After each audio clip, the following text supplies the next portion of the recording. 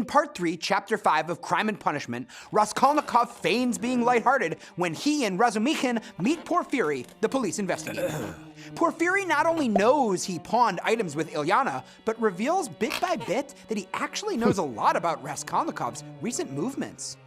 Raskolnikov agonizes under the burden of his murder as these new revelations come out that he's being watched.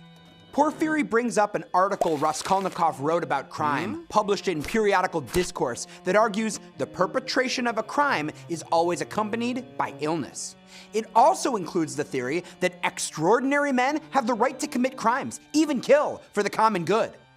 If such a one is forced for the sake of his idea to step over a corpse or wade through blood, he can, I maintain, find within himself, in his conscience, a sanction for wading through blood. Moreover, Napoleon is Raskolnikov's epitome of the extraordinary man. His drive to conquer Europe killed many, but history views him as a brilliant and powerful leader of men.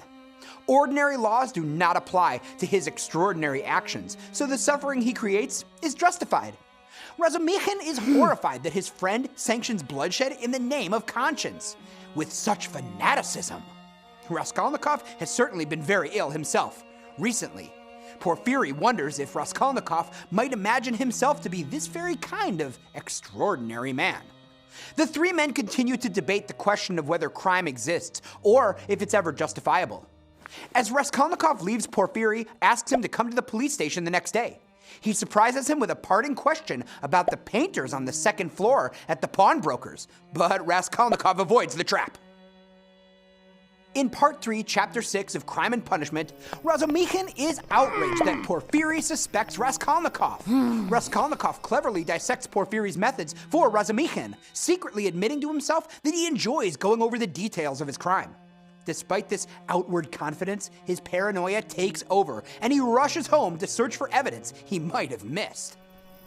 Later, a strange man passes Raskolnikov on the street and whispers, "Murderer."